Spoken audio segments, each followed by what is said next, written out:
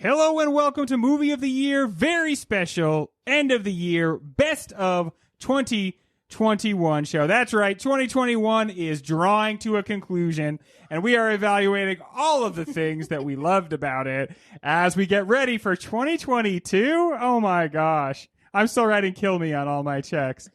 But today, we are not here to talk about how depressing life is. Instead, we're going to talk about some of the best comedies of 2021.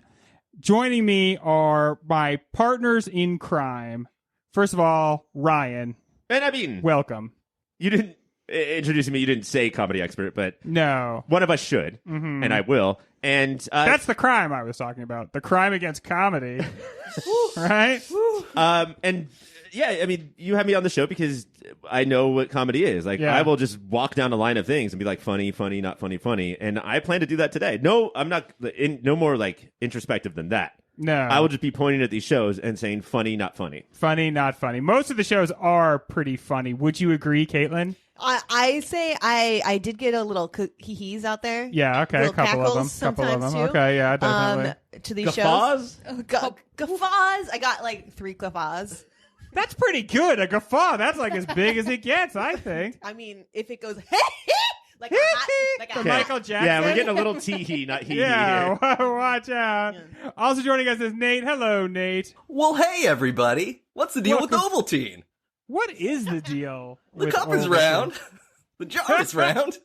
They say it's rich and chocolatey. It tastes like powder. Cassie is also joining us. Cassie, are you ready to discuss the comedies of 2021? I love comedies. This is the one I look forward to the most because I love a good chuckle and a good guffaw. What I am interested in knowing is, where does the dad knee slap land on the scale? Is that peak, or is a guffaw higher?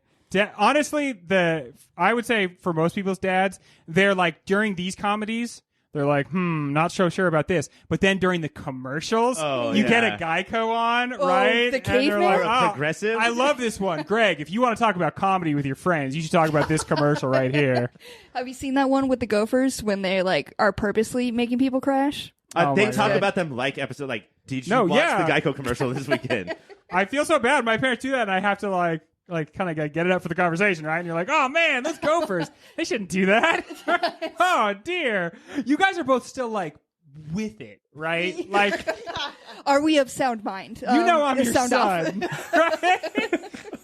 Well, it's time to turn our attention to legitimately talking about this and brooking no interruption in our attempt to talk about it. And so I will now begin talking about it. Oh, Greg, I'm getting an email. Ryan, could you not interrupt me when I don't expect it? No, every email is as important as the last. God. Okay, yeah, we got an email. It is important. This is from the board, and apparently, Greg and Cassie. Yes. And also Caitlin and Nate. Okay. Me too. The Oscar nominations were announced. Oh gosh, I forgot this. I feel like I got kicked in the butt again. Wait till you hear what happened. Cassie, first round, first pick. Power of the Dog, 12 nominations. 12 nominees. Attack. 12 Bam. nominees. Destruction. We all know that Books picked Drive My Car, which I thought was a terrible choice in the first round. 4 nominations. I'm so proud of that fucking movie. Dude. 4 nominations. Also, that's such a good movie. Watch Drive My Car. Even if you don't think it's good, it is good. Greg came in with Dune with 10 nominations. Strong. Dune. And then I took Belfast with 7. And then I said that I was going to get the most nominations in the second round. West Side Story got 7. Okay. Oh, wow. That's kind of a surprise. That is a lot. I'm at 14 with Cassie at 12. Uh-oh. Wow. Pusquetios. Greg took Licorice Pizza with 3. Come on, Books Greg. took Coda with 3. And Cassie, House of Gucci with 1. Yeah. Oh. Lady Gaga, not nominated. Man, I not forgot about Gucci. sexism. It's crazy how you continue to forget about that. Every time. Wait, it's still 5 women nominated for Best Actress, though. Nope. Okay. In the third round, Cassie took Encanto, that got 3. Books stole this one with King Richard with 6. Yeah, dude.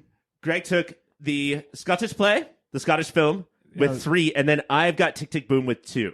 Oh, Now I'm starting to freak out. okay. Sweating. Then I took Being the Ricardos, 3. And then No Time to Die is 3, Don't Look Up is 4, and Summer of Soul is 1. And at this point, ladies and gentlemen, we are all tied. No way! Going into the final round of the Oscar Wow. draft. 4-way tie. Cassie picks F9, the Fast Saga. Yeah, She's out. this is what Okay, Cassie. Darn it. She is out right there. 5 rounds of beauty picks. Yeah. And you fucking punted Threw it as it hard away. as you I could. stay true to myself, Yeah, Ryan. dude. Books took Spider-Man No Way Home. I think she thought she could get more than one. She just got one. Yeah, okay. Here's what it all comes down to. Greg took the French Dispatch. I thought that was probably good for 4. Super snubbed, got 0. Ooh. With Fast Zia. 9. French I dispatched. I took the movie Flea because I heard it might get nominated for Best Documentary, Best Animated, and Best Foreign Film. 3 for 3 gets nominated for all of them. Oh! you. And I beat, it's 22 for me. Greg had 19. Books 18 and Cassie 17. No Oscar draft has ever been like that before. Wow, that was amazing. Wow. Stephanie, Yeah. my wife, asked me, like, are they going to be mad? And I was like, no, they're going to be so fucking Yeah. stoked. Like, we That was- all did good. That was cinematic, no pun intended. How exciting. Well, congratulations on going 3 for Flea there, Ryan, in the last round. It's my favorite movie of the year. Never seen it, don't know what it is. Yeah, favorite dude, movie. so good. I bet if you saw it, you'd be like, this is awesome. I deserve to win because of this. Well, very good, Ryan. But it's not time to talk about movies. It's time to talk about comedies. The best comedies of 2021 when we come back. Welcome to this, your first round of the 2021 TV comedy bracket. Up first, it's number 1, Reservation Dogs versus number 8, Southside. The pain begins right now. We should probably talk about how important Reservation Dogs is. We should mention it's all native writing staff and crew. We should talk about what it must be like to be a young native or indigenous person who sees this show for the first time. But shit, can we just start with how this is one of the funniest shows we have ever seen? A show so instantly comfortable that it's not crazy to say it could unseat Southside. The tale of Southside Chicago Rent-A-Center, made by a writer's room and crew of almost entirely locals, now in its 2nd season and probably better than ever.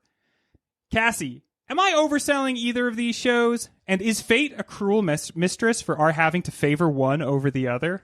Confirmed. You're not cruel for it, but fate is a cruel mistress because Yes. these are two beautiful ones. Well, what's a better Saturday than 5 white people on a podcast pitting 2 shows of people of color against each other? What could go better?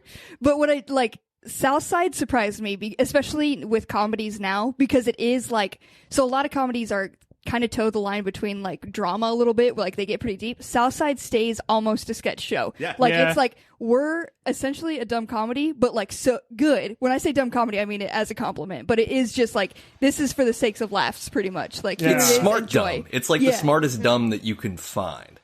Like the dude does, like he spends a whole episode trying to cook his Omaha steaks. Yes. And at the same time, That you- is an epic episode, though. it's so good. Yeah. It has a whole, like, this steak has a life, and you The you stakes care are the about stakes? Is that what you're it. saying? Stakes are high, right? And I have to say, I know that the show does not, like, get dramatic. It doesn't do drama.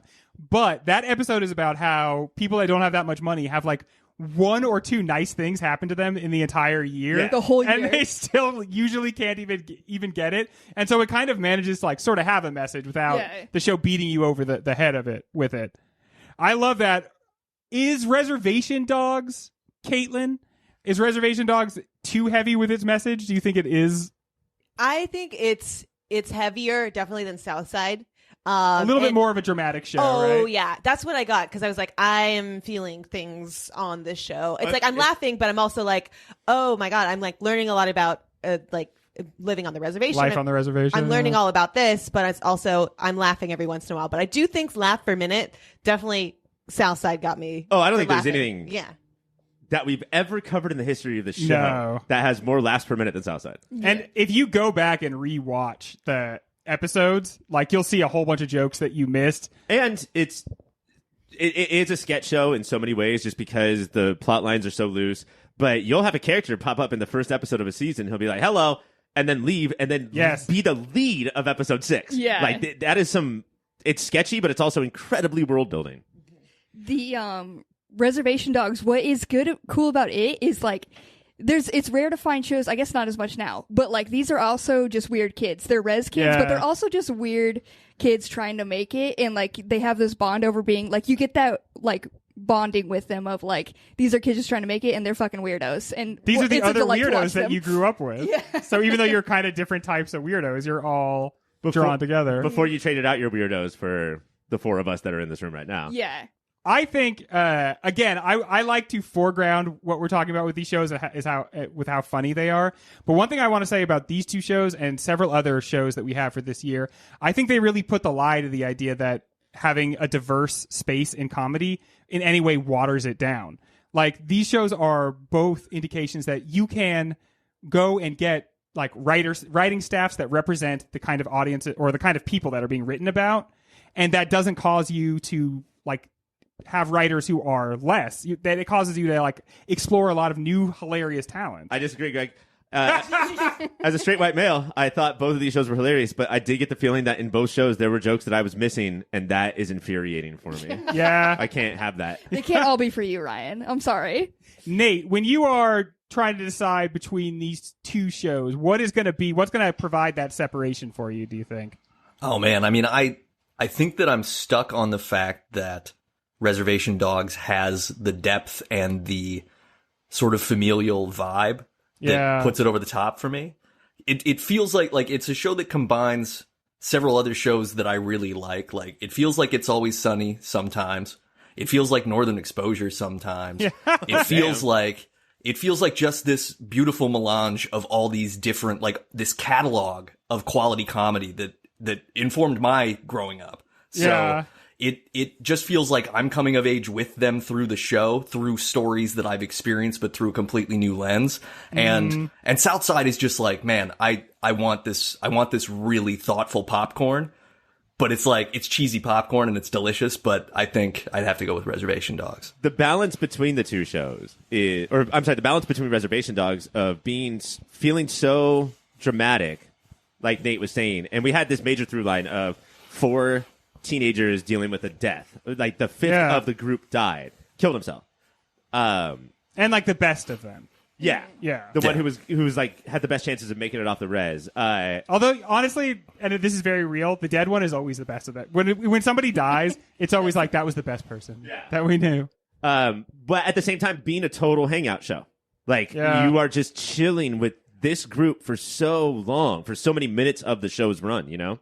And that's the case with Southside too, but Southside almost feels like, in a crazy way, it has more plot because it's, you know, it only has 20 minutes to tell the story and it's never going to go back. There's no like serialization between the storylines, just the characters' lives. I have to say, Southside has been hilarious from the beginning, but I think in this second season, near the end of the second season, they really found their momentum with how to make it a more streamlined experience, or a more like, you know, so that you don't feel you are in any way lost, or that it's a skit show, right? That's kind of a crack on it, that it's a skit show a little bit. And I think it became a more cohesive show. Reservation Dogs hit the ground as like a fully realized, fully three-dimensional, like they know exactly what they want to do with the show. And it feels, even though it's the first year show, it feels like the more sort of mature show to me. I mean, are you guys kind of impressed and weirded out that it is our number 1 seed? Like, are you kind of impressed by that the world... Because we didn't create the seeds, you know, like we took it from society and the critics. Only from watching it. Like, yeah. Honestly, like, you watch the show and you're just like, oh no, this is really exceptionally good. Like, there's this character that's like sort of like he's like a ghost. His name's William Knife. God. And he's like sort of like, he's supposed to represent almost like the spirit of Native American people, and he shows up to like talk to them, and he's just the most like straightforward kind of like unexceptional bro, and he's exactly who he would be if he were alive just today. And he's just like, oh man, you got your ass kicked. That's crazy. You gotta like stick up for yourself, man. Based on that trope, you would think that he would like speak in riddles. No, yeah, it's and, not. You know, and like he would like be as mysterious as the wind. He's like, bro, you have to get your shit together. Yes, and it's a reminder that that's what Native and Indigenous people are like now. Yeah. And that we have this weird Hollywood conception of them that they've got like frozen or something, and that image of them has replaced the real them, and this show restores the real them, and so we can actually see what they care about, what they talk about, what they joke about. And it's, as important as the show feels, it's just it really is just so funny and so entertaining. they do good at like, so it's teaching you, you know, obviously so many people don't know anything about like res life. So like you're learning a lot, but it's not, at no point is it preachy. Like you are just there existing and experiencing it with them. And like, I feel like that's why it maybe got popular. Like if it was any more preachy, people would have been like, fuck this. Also, I can't handle this. The Taika Waititi is strong in this, Yes. isn't it, Nate? Mm-hmm. Like, is it, Oh, yeah. His hand is on the tiller. He's like the only, like, I think non-Native American descended person that's associated with the show. But he feels like his vibe that he brings to it seems to mesh with everything that the show is doing otherwise. But as a non-Jojo Rabbit liker, I'm glad that there was another co-showrunner who came in and watered his shit down, because he can get that preachy that Cassie was talking about. He's like, this is how you should feel about racism. It's bad, you know? And so I think the other person came in and said, who we don't know because he didn't direct a Thor movie, so we don't know his name, but came in and like erased a lot of that Waititiism. Yeah. And, you know, the co-creator, he was the one who was really like stuck to his guns with like, this is going to be like basically all made by Native and Indigenous people. And when I watched like a behind the scenes thing about him, and like, I don't know, all the crew gives him major credit for like sticking to that. And I think that's part of what, you know, makes it really work. Well, I am not excited about this part because this is already a very brutal matchup, but I think it is time to choose one over the other of these two. So what's it going to be, Nate? Is it going to be Reservation Dogs or South Side? I mean, I think the Reservation Dogs appeals to everyone so much because we've all wanted to get away from where we started at some point, and that is timeless in and of itself. So I got to go with Reservation Dogs. All right, Cassie, what's it going to be? Reservation Dogs has literally everything. It's funny. It brings you in. It's also got drama. It's got suspense. It can bring in everybody, but I'm a dummy who likes to laugh, and it's laughs per minute for me. Southside is delightful. There's a whole episode where we follow the life of an Ottoman. Between following an Ottoman and a steak, like, it's gonna get me. It's Southside for me. Using those devices, we get to move through that community, and I like how much Southside is like hundreds of different little characters that pop up here and there. All right, so it's 1-1. Caitlin, what do you think? Greg, I would be happy with either of these moving on, but there is one that, you know, has a steak story. And I am like Cassie, I'm a big old dum-dum that likes to laugh, and I got so many hee-hees, and I ran through this whole show so quickly because it was short, it was funny. I like wanted to keep watching it. Not that Reservation Dogs, I didn't want to watch it. It was just like heavier. A little heavier, yeah. So I'm going to go with Southside. And just to clarify for Cassie and Caitlin, to like Southside does not make you a dummy. It makes you a smart, funny person. Yes. Like, I just don't want to... sorry, Greg. Ryan. Yes, thank you. Before I vote for Reservation Dogs, I do want to give a shout out to Bashir Salahuddin and Chandra Russell. That is Officer Goodnight and Officer Turner. Yeah. They chose Goodnight as a last name, which is crazy to me. But they're a married couple. And they're married. They love each other. Absolute comedy powerhouse right now. So like good. they should get a blank check from Hollywood to do whatever they want. And then he and the guy that play the alderman are like best buds. And then the state guy is his brother. Yeah, this is their show. This is like a bunch of people who hang out, and they like pitched the show to Comedy Central, and Comedy Central bought it right away.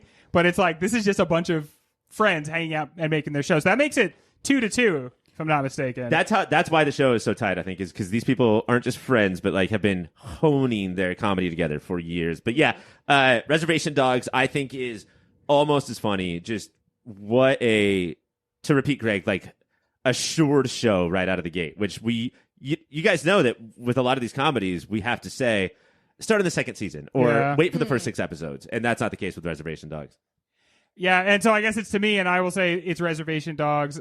Southside, this is one of the few shows that I think could have beaten it. But it has. Reservation Dogs is moving on.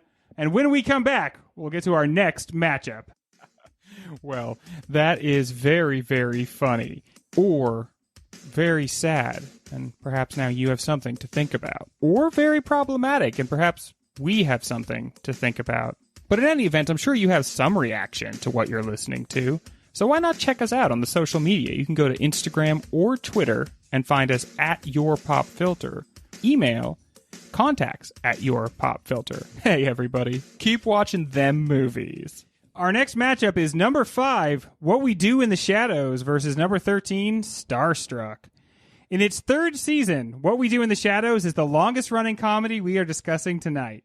It is up against one of our 5 newbie shows, Starstruck, a comedy about a celebrity dating a woman way out of his league. Starstruck is the story of one man, me, yelling at my TV for about 3 hours demanding the 2 leads kiss. Caitlin, what charms you more, watching 2 characters find their way through a tumultuous romance, or vampires, a being that can literally charm you? Greg, I have to say this is one of the hardest brackets for toughie. me. I don't even know where I'm going to go because Starstruck had me at the rom-com. It was funny. I loved the characters. It's better than Marry Me. Oh, don't even compare it. It's got that great dynamic. And the characters are so well-rounded. I love the girl. I forget her name right now. But Rose Thomascow, something like that. she's fantastic, and I love her. And every time she's on screen, I'm She's just the captivated. lead female, also the creator of the show. Really? Yeah, She's our new None of that. Fleabag. yeah. Basically, she's our current Fleabag. So I love that. I was sucked in, watched it all in one night. But then there's What We Do in the Shadows, and Yes. season 3 had a Twilight episode, and as we canonically know, I fall for Twilight because I love Twilight so much. Very and true. It's vampires, so this was just this is going to be a hard one for me, Greg. And We I also this season learned a lot more about Colin Robinson. yes, Colin we Robinson. do. And yeah, they play freaking kickball. Everything about it. I love What We Do in the Shadows. Last year was our winner, wasn't it? It was, yes. It was. So It was, The reigning champion. It's still hot. and it's rare for a comedy to go back to back. I don't know if that has ever happened for us quite yet. And usually the new shows grab our attention, and those Steal are the our ones we really hearts. care about. Ryan, is that the case more than ever with a show like Starstruck? Well, it is for 2 reasons. One, it's Rose Matafeo, Matafeo. and you hear the pitch of the show, and you're like, okay, I have seen that before. Yes. It is Notting Hill. It's the in the future when the show's released, the terrible piece of shit movie Marry Me. It's the same thing. But what we're not looking for a premise, we're looking for a star. And we got a star not in the Hollywood person or the movie star that's in the show, but in Rose, who I will just follow her for whatever project she ever does.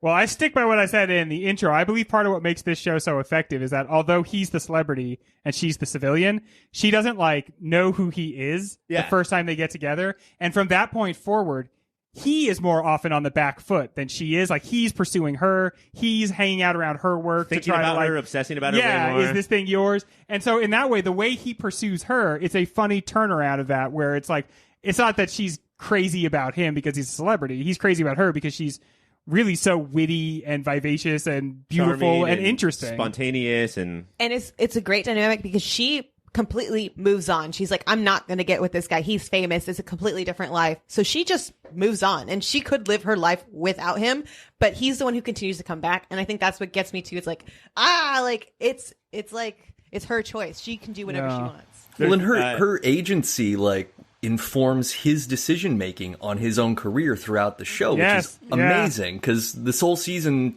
takes the scope of a calendar year, and he changes as a person based on what he learns from her, which is a rare thing, right? In this sort of power dynamic. Crazy that is in this genre, not just the power dynamic, but in the genre where what Nate just said is the case, where her decisions make him make his decisions. Yeah, and so then he responds to her, and I think that's what gives the show so much for its quality, makes it so interesting. It is a lot of show, it's hard when we have a show that's 3 seasons to not imagine its complete body of work, even when we're talking about a specific season. But is that helping, do you think, or hurting? We can't talk about Jackie Daytona on this show. We can't. There's no reason to go into the Jackie Daytona episode, even if it changed our lives forever and imprinted on us and changed who we are as people. It did not take place in the 3rd season, and so we can't talk about that. We have to talk about being in charge of the Vampire Council. Mm-hmm. That's what. But truthfully, we are not able to divorce ourselves, I think, from the other stuff. Where Starstruck, is it, I guess my question, and Nate, I'll pose it to you, is it helped or hurt by the fact that it only has the 6 episodes? I think it's kind of both, but I think it's mostly helped because the way that the show ends is so pitch perfect, not the movie series, but the metaphor, that I can't think of anything better. Like when I was watching them sitting in the back of the bus, a la The Graduate, and just waiting for like, oh, is something horrible going to happen? Because that was my first gut, was like, oh, they're going to realize that this isn't going to work or something. And then no, we get a morsel of joy at the end of this very joyful experience, right?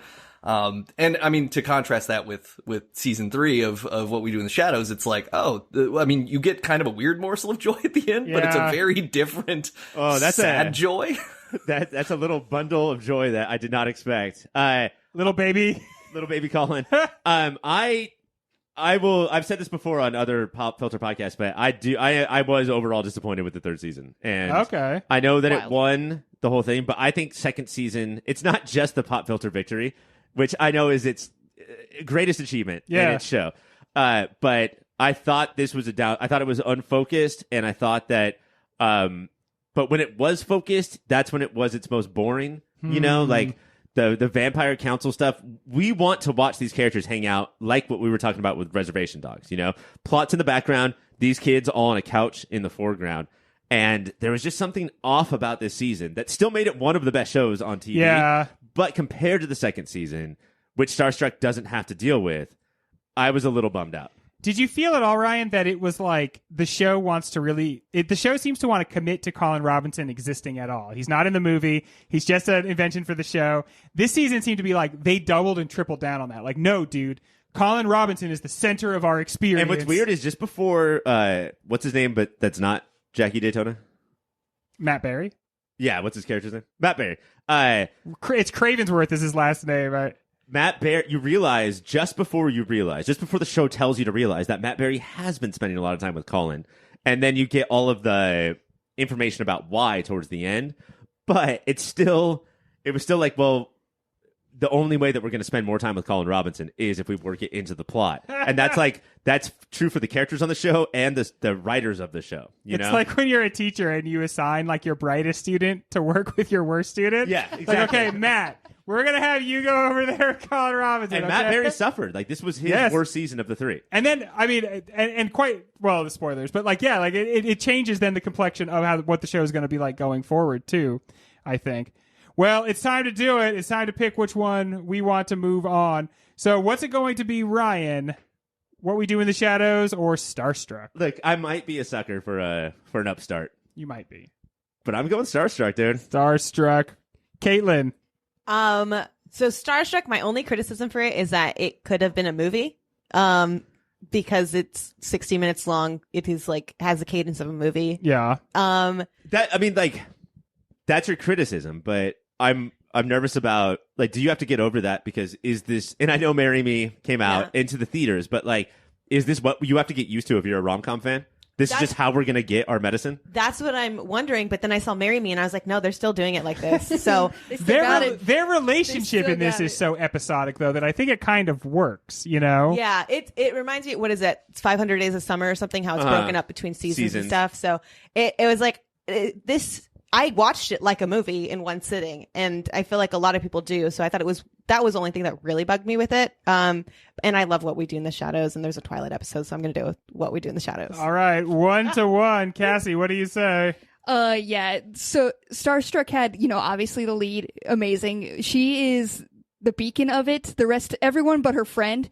Like I could take him or leave him. Once I watched this, I was done with it. I never want to go back to it again. Like, I can leave it in my past. What We Do in the Shadows, I will always go back to. So it's What We Do in the Shadows. Now, of course, you can say whatever you want on the show, but that's really getting close. So that's really pushing it. All right, so Nate, What We Do in the Shadows is in danger of running away with it. What do you say? I mean, I have to say that What We Do in the Shadows, the Siren episode was one of the funniest things I've ever experienced in my entire life. And I wish that the entire season had that pitch. Them going like back and forth between being repulsed by her and like so attractive. Like, she's so gross, but damn, girl. It was just, because it was delightful, because it reminded you of the previous seasons where, the Vampire Council stuff did kind of drag. It felt administrative in its own right. Yeah, it was George Lucas-esque. Like, let's talk about trade federations of the Vampire Empire. We must bypass the vampire blockade. But even all that said, like, I think that what's interesting about Starstruck is that it's a compelling rom-com that is a complete thing. I think that it's its own entity. It's like it would be like saying that one of the individual Marvel series would win any sort of one of these brackets, and I don't think they can. Because they're basically like, hey, we have a little more movie than we wanted, but we're gonna make it into a show because it's easy to do now. And that's how you get funding. Like, I want to make a movie. No, I'll make it a TV show. Here's your money. That's how it works, you know? Right. So yeah, I mean, as hard as it is for me to say, because I really love Starstruck, I'm gonna go with What We Do in the Shadows. Wow. Damn. So my vote rendered unnecessary. Can we at least agree on this? Last year we did acting awards. You know, we did actress, actor, supporting actress, and supporting actor. I forgot this year. Yeah, we forgot to do that, listeners. But had we done it, Rose Matafeo would have ran away with Best Actress, right? Yeah. Very much so. The same way she ran away with our hearts. Well, I am shocked. I'm a little gobsmacked. This is the returning champion winning, and I think it's the higher seed. I'm still in the final shocked. four. I am still shocked. When we come back, more shocking events? No. Hey guys, thank you so much for listening so far. And let me just tell you that everything ahead of this commercial is much better than what came before it. That's my guarantee. While I have you here, let me tell you about a website. It's called yourpopfilter.com. And it's everything you need that's related to Pop Filter. Everything Mike, everything Ryan, everything Greg, everything Cassie, everything is there at yourpopfilter.com. While you're there, go to yourpopfilter.com/Amazon. Make that your new Amazon bookmark and do your shopping from there. That way, we get a little piece of the action and Amazon doesn't. Make sure you're also listening to everything that Pop Filter has to offer, which includes the Superhero Show, a podcast that covers every single TV show that's based on a comic book or comic book property, and Movie of the Year, where we sit down and try and figure out what is the single greatest movie of any given year. That's Superhero Show. That's Movie of the Year. And that's yourpopfilter.com. Rate, subscribe, review. Bye. Listeners, that was just the number 13 seed. I feel like upsetting Yeah. the number 5 seed and returning champion, What We Do in the Shadows. Up next is number 2 seed Hacks versus number 7 seed The Other Two. Jean Smart reminds us once again that she is one of the most important actors on television with Hacks, a story of a dark mentorship between Las Vegas comedian Deborah Vance and a younger writer, Ava, who is one of those millennials you keep hearing about. Also, Meg Stalter is in it as a terrible assistant, and she steals the show, and I love her. The Other Two sees our eponymous duo living large and largely ruining the lives of everyone else around them. They make Chase dreams sad, and that made me sad. Ryan, Hacks is our number 2 seed. Should we consider its competition, The Other Two?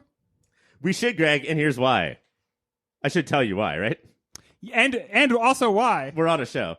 I think that this is a repeat of our first round, our first battle. Okay. Because this is a funny show with a lot of pathos, a lot of drama. You could almost qualify it as a drama if it wasn't 30 minutes instead Being of 60. Hacks. With The Other Two, which I think is, if it wasn't for Southside, the most laugh per minute show that we watched. Yeah. Yeah, probably the most densely packed with comedy. It's non-fucking stop. These two degenerates that we want to we as a culture want to think of people like Chase Dreams as degenerates, right? We want to be like, you have no talent, you're floating on your looks and your luck. But he is actually so nice and wonderful and he's a loving. sweet little angel. Yeah. Nice little boy. And his older siblings cannot stop ruining their lives, each other's lives, just being absolute pieces of shit. They work their mom near to death. Yeah. She is, and their mom is Molly Shannon. And we'll respect. I'm going to say future Pop Filter Hall of Famer. Oh my Molly God, Shannon. dude. We have to. Yeah. We absolutely have to. We absolutely have to. And they also, their brother, they refuse to let him sing. No. Not tonight. And so the whole season becomes a meditation on the two of them getting exactly what they want and absolutely torturing the most important people in their lives to get it. And also torturing themselves a bit because they're not having They're fun. not having either. They have said that their happiness is going to be garnered by this really vapid bullshit stuff, and then they achieve it, and they're like, well, fuck. This sucks. Man. And there's still the dummy assistant, Chase Dream's assistant, who is dating the mom. Ken Marino? Yes. Hell yes. And really trying so hard to be part of the family. Streeter, who wants to be a stepdad so bad. And everybody is like trying to break it to him that he is gonna get dumped. How many times in this season did we hear somebody in the family say, and this is our family, mom, brother, sister, and Streeter? Like, he's just always in the background. You won't know he was in the scene. He runs into it and like crashes through some barrels. Streeter's here as well. It's something about like the ensemble. There's so many like casts that are so strong throughout this bracket, but this one, everyone has their own delightful thing that they bring to it, and they're all funny in different ways. And it's I don't know, I love it. And this season, I thought was a really interesting exploration of like what it is like to become a like out of the closet gay man and really like embrace like gay culture.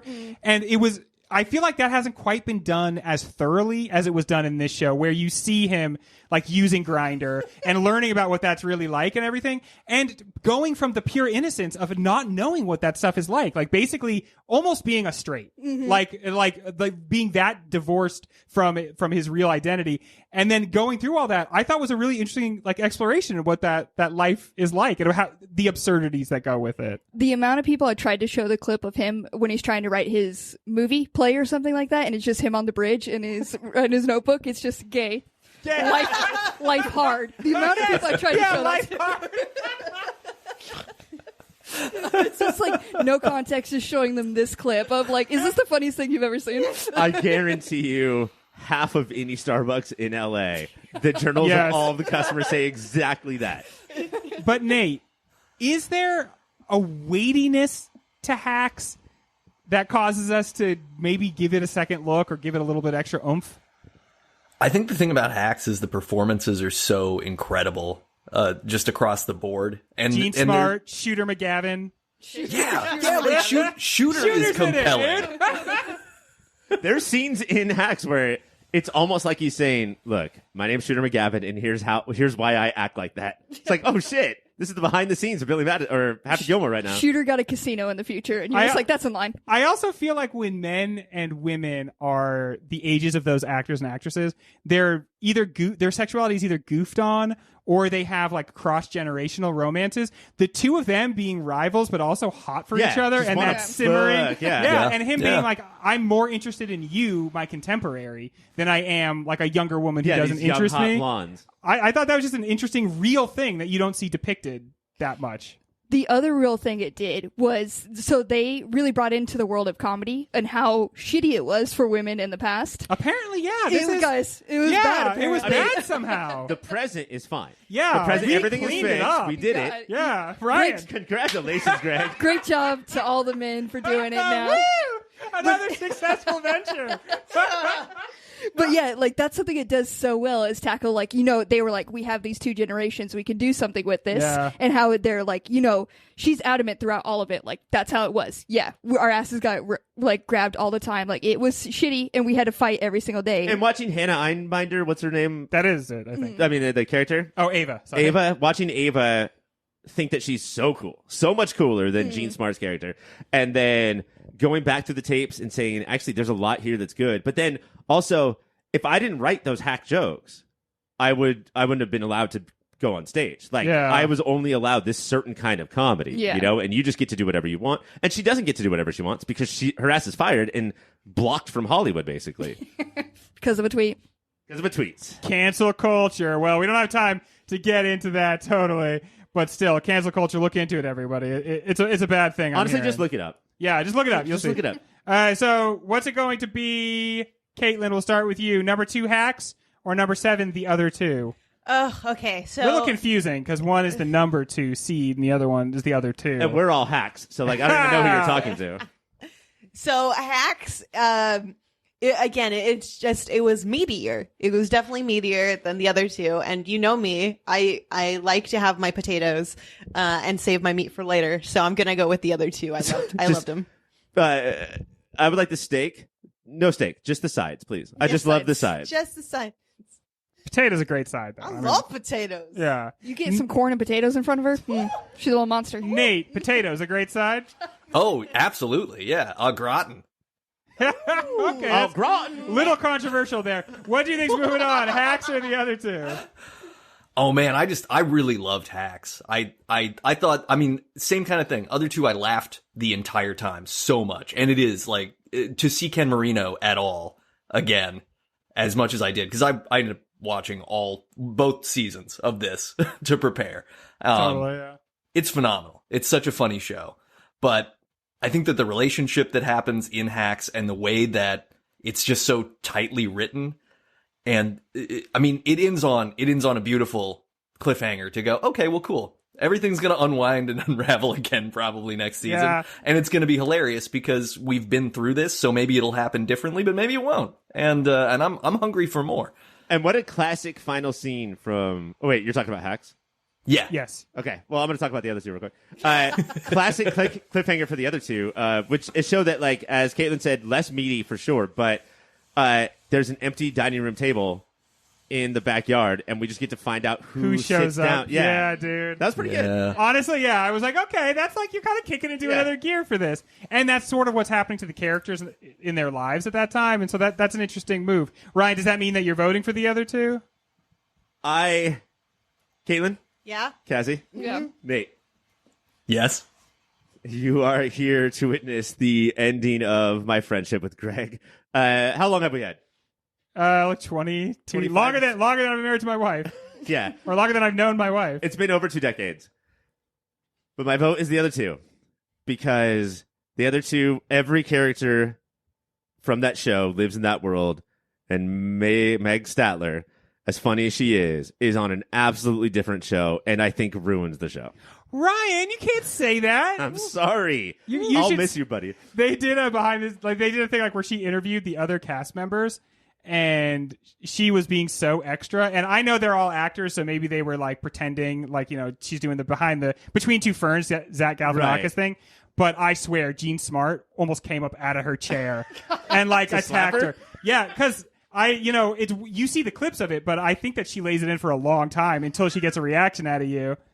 Well, Ryan, I'm very disappointed in that. I thought of you as a man of integrity, but now I'm not so sure. I have no integrity. Cassie, right now I see it as being 2 hacks and 1 other 2. 2 other 2. 2 other 2s, 1 hack. 1 hack. 2 other 2s and 1 hacks. 1 hacks. Oh god, this is probably the hardest thing. Hacks is real good. There we go. Starting I'm with trying to the work good. through it right now. Don't you say anything about Meg Stalter. I'll freak out. It's god fuck. We love Hacks. We love Hacks. Yeah. It's so good. The other 2 is delightful though. The other 2. Oh my god. Oh, there Upset. you go. Upset. Number 7 seed taking down number 2 seed. Very interesting. When we come back, the last matchup of this first round. Hola, Filterinos. I just wanted to interrupt real briefly and say thank you for listening. Thank you for your support. If you want to support us a little more directly, you can go to patreon.com/yourpopfilter. There, depending on what tier you pick, $1 a month, $5 a month. If you're crazy, anything more than $5 a month, don't do that. You can get extra content. There's extra shows, extra series, behind-the-scenes stuff. You could pay for Ryan to draw you a picture. I can write you a poem. You can get the shirts off our very own backs. All of that and so much more over at patreon.com/yourpopfilter. While you're on the internet, you should check out Shady Monk. He does all the tunes you've been listening to. He's on Bandcamp. He's on Spotify, SoundCloud, wherever kids get their music these days that I'm too old to know. Shady Monk lives there. You can probably follow him on Twitter and Instagram as well. That's Shady Monk. Wherever you get music, check him out. Our last matchup is number 3, Only Murders in the Building, versus number 6, We Are Lady Parts. Only Murders in the Building asks the question, what if Martin Short has been the funniest person alive for like the last 50 years? Also, OM in the B asks, why is everyone so much hotter when they turn evil? We Are Lady Parts is about navigating multiple identities and trying to be the best version of yourself at the same time, whether that means being the perfect Muslim, the perfect daughter, the perfect woman, all while trying to be the perfect bandmate, perfect rocker, and perfect artist. Nate, OM in the B is about podcasts, gross. And We Are Lady Parts is about rock music, epic. Does that make it a slam dunk? This is a really hard one because on one hand, Only Murders in the Building is the show that I heard the most about from other people throughout the entirety of last year. Good point. It was the conversation topic. So from a what was the show of the year standpoint, well, everybody talked to me about this, and everybody said, "Are you watching that? Are you watching that?" And it was like, no, and then I did, and I really enjoyed it. I mean, more so than any of the shows, right? Like, yes, yeah, more than Reservation Dogs. Yes, it's three most of these shows, if you just, podcasting. Most of these shows, if you just went off and asked somebody in the street to name them, do you mean Young Sheldon? They would have no idea. Only Murders in the Building is probably one of the only shows off our list that people could really reliably be said to have heard of. Mm-hmm. But is it good? The best of the shows, or is it closer to maybe like the worst of the shows that we're talking about today, Cassie? What do you think? I don't know if it seems harsh to say the worst. It's comedy powerhouses. It's obviously good. If it's the worst, it'll be the worst of the best. Of the right? best. Yeah. I might be comfortable saying that. It's the one I was definitely least excited for, and when I put it on, I was like, this is what I expected. And then to just see people gather around and really bond over a podcast, and I was like, fuck. Well, fuck you those don't. That's not what happens. That's not how it works. You don't think Steve Martin and Martin Short are funny because your kind of comedy is YouTubers like Jazz Pizzazz and Doobie Shabroob. Yeah. Yeah. So it makes sense why you wouldn't like it. Yeah, it's too... What's their comedy? I got nothing from them. Is there even comedy? Is it even? I think Martin Short, obviously, I said in the intro, I think that he has a case for one of the funniest people alive and has been for a long time. I think he does an amazing job on this show. I think Steve Martin has lost a couple miles per hour off his fastball and took the straight man job. Yeah, isn't worried about it. Yeah, like I mean, he really, and I thought did a competent job. But just at the end of the day, I'm wondering, like, I think about like Reservation Dogs and like how hyped I get for that, how hyped I got from Hacks, how funny the other two is. It just feels like it is kind of in a different class. All right, let me offer some back and forth here. I'll do the back, you do the forth? Sure. Well, anybody do the forth. We Are Lady Parts, as wonderful as it is, it does strike me, like Caitlin said about Starstruck, in that this was a movie when we were kids, and now it's a TV show. And as empowering and, like, feel good as it was, and I mean, like, somebody getting over their anxiety and insecurity to be in a rock band is catnip for me. Like, that is all I want in entertainment. At the end of it, I was still thinking, like, these are characters that we haven't seen before, but everything else is something that I have seen 1 billion times. And even when they get, like, fanciful, like, she's on a first date. When I said back and forth, I just meant back. Just me. She's on a first date, and the whole background drops away, and they're, like, on a game show, I think. There's, like, some magical realism. And the magical realism is stuff like, man, we have been getting this long time ago, recently. Like, this has never gone away. You know? It was like that, the Bruce Springsteen movie that came out recently. But Springsteen. Blinded by the Light. Blinded by the Light. Yeah. Same kind of thing. It was dealing, also, I mean... Jane the Virgin, did a lot of this. Like, this is a classic rom-com thing. Ally McBeal. Ally McBeal, dude. Yeah. Just to keep it current. What if a baby danced? What if something from the internet happened in your real life because you're having a stroke, but you just think it's quirky? And, I am comparing it to Starstruck because, 6-hour or 3-hour movie, 6 BBC. episodes. Has that feel. And Starstruck just seems so much more original to me. I almost feel like, and this is going to be such like an apology, but I almost feel like We Are Lady Parts is striving to have the unconventional characters you've never seen before and actually trying to put them into like Flashdance, actually put them into like, so I think it doesn't mean it works. It doesn't mean it's worthwhile, but I feel like the paint by numbers parts of it are supposed to be paint by numbers because maybe young British Muslim girls never got, but Muslim. Yeah, because they never got it, because you have to go and rewrite it. Now that doesn't mean that it works, for everybody, but it absolutely does work. I mean, I'm talking about it's hilarious and if this is heartwarming, 3.5 stars or 4 stars, that's what I'm talking about. Like, it obviously works.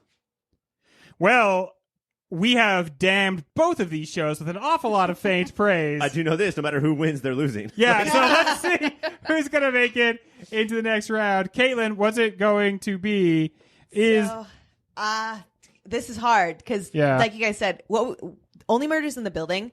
I watched it the following day. I met up with a friend, and they were like, "Have you seen Only Murders in the Building?" And I was like, How does this happen? What? Because I had seen one commercial for it, so I didn't know anything about it. I binged the whole thing like within 2 days. So I was like so excited to have someone to talk to about it. We Are Lady Parts. I loved it, but also I did get the same like kind of like so I'm gonna. This is hard. What about? Keep in mind, man. Only Murders in the Building has Bad Daddy Nathan Lane. Yeah. We are treated to, and I won't tell you what other characters become evil and sexy, but there's a couple characters that take a heel turn in this show and instantly get like 2 points on the old hotness meter. Wow. I guess I'm doing Only Murders in the Building. All right, Bad Daddy Nathan Lane, happy to take home a vote. Cassie, what do you say? Like you sound like a racetrack announcer. And that's the name of a horse. Bad Daddy Nathan Lane coming up to win the race. I gotta knock him down one peg, so I'm gonna go We Are Lady Parts. All right, Nate, it's to you. A 1-1 tie. What is it? Only Murders or We Are Lady Parts? Oh man, so Only Murders has Sting in it. We didn't mention that. Okay, Briefly. yeah. But Only Murders is also very much like, what if NPR tried to write a comedy show? Yeah. And that's really what it feels like, because it's not funny. Yes. Like, when Tina Fey appears being the parody of the NPR person, it's not with the bite that it would have normally. And did you find yourself laughing because you thought you should instead of laughing because your brain made you laugh? You know, it's like, oh, I understand. I recognize that as comedy. I think like it was referential laughter combined with I genuinely enjoyed the mystery of the show. Yeah. I wouldn't necessarily say it was like something that I said like, oh, this is a comedy I have to watch. It was like, well, these are funny people in a compelling story. Yes, yeah. That I don't know either, Nate, so I'm still trying to figure it out. That said, like I thought We Are Lady Parts was really great, and I love listening to like hardcore rock punk music in this format and in this style. And even though it was kind of repetitive and recycled in a lot of ways, I'm gonna vote for it. All right, very good. We Are Lady Parts pulls into the lead. Ryan. And again, Starstruck was too, but Starstruck, all of the tropes that they used, I think that they used a better effect or turned on their head. I didn't think we had to watch We Are Lady Parts. I rented VR Lady Parts. Okay. Yeah, it was just virtual reality Lady Parts. Lady Parts. Okay. And so that's what I'm going off of. Yeah. Okay. I don't know what to do. We didn't talk about Selena Gomez. She was great. I've never seen her in anything before. I thought she was amazing. I am going. What's the score right now? Not that should affect my vote. We Are Lady Parts are ahead 2-1. Is ahead 2-1. Okay. At the end of the day, 24/7, giving it 110%. It is what it is. Only Murders in the Building. Oh, so we have a tie. Only Murders in the Building. We Are Lady Parts. And Podcasting. I will reveal something that I did not reveal this whole segment. I clearly liked We Are Lady Parts way more than anybody else on this panel. It was one of the ones that really won me over. I think I liked the fact that it had formulaic elements. It's not even close for me. We Are Lady Parts in a landslide. Hacks and Only Murders. Get So- the fuck out of here. Reservation Dogs, What We Do in the Shadows, the other two, and We Are Lady Parts. Moving on to the next round, we're going to take a quick break, and then we're going to wrap this up quick. All right, the time for talk is over. The time for action is upon us. Reservation Dogs versus What We Do in the Shadows. Ryan Wazagabe. So congratulations to FX on Hulu. Yeah, dude. They are rocking this right now. Hulu. Which I think is one of the most bankable channels of things. Like FX on Hulu means it's going to be good stuff. These are two good shows. This is Taika Waititi versus Taika Waititi. Oh, fuck. Oh, man. This is like a dream I had. Yeah, Ouroboros. All right, Taika's. I will have sex with one of you, but you must fight before I decide. Yeah, what we do with the Shadows is tired as far as the Final Four goes, and Res Dogs is awesome and original, and it's Res Dogs. Yeah, it's hard when you're in your third season. Caitlin. You're old. I'm going for the old vampire crusties. Because a vampire kickball. Yes, Ryan. You are ride or die for Twilight. Nothing can get me more than a Twilight reference than a Twilight episode, and then there's so many references in there, and then I love all these characters. Truly, I love them all. Also, we haven't mentioned yet, and Nate, I know you're just about to say this, but yesterday was Taylor Lautner's birthday. So. Oh my gosh! It was As crazy. Twilight fan, are you kind of watching what's going on with J.K. Rowling and being like feeling a little smug, like, Stephanie Meyer, shut your fucking Harry mouth. Potter You fan? don't say a single thing. What's up, huh? Stephanie Myers is staying real quiet. Got I'm enjoying Twilight that. over here. So you are going with What We Do in the Shadows? I am going with that. Yeah. All right, Cassie, what do you say? I have such a soft spot for the ensemble and What We Do in the Shadows. It's hard for them to be knocked down for me, so I'm gonna go What We Do in the Shadows. 2-1 with the vampire. Nate, what do you say? I mean, do I want to be an agent of chaos or an agent of Greg voting? That's what you gotta see. Everyone has to decide for themselves. I mean, you could think about what you actually liked more and vote for that. I did No, you know what? Honestly, I liked What We Do in the Shadows more. I really did enjoy it. I gotta go for it. I'm sorry.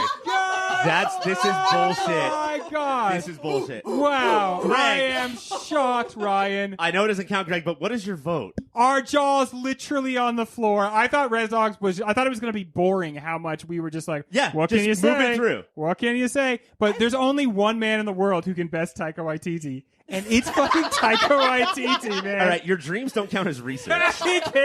he came for himself and he did not miss. Okay, so that is that. Into the finals, What And We Do in the Shadows. This Are we whole going episode back is to bunk back? and under review. Yeah, we will be reviewing this. Yeah. Ryan is now podcasting under protest, as is his right. All right, up next, the other two versus We Are Lady Parts. I have to take a vote, but I'm pretty sure I see how this is going. Nate, let's start with you. What's moving on? Oh man, I'm gonna go with the other two. All right, the other two secures one vote. Ryan. Is the other two pee-pee? Because the two would be poo-poo. So is the other But two... it's the other. Is that true? Yeah. Okay, thank you, Cassie.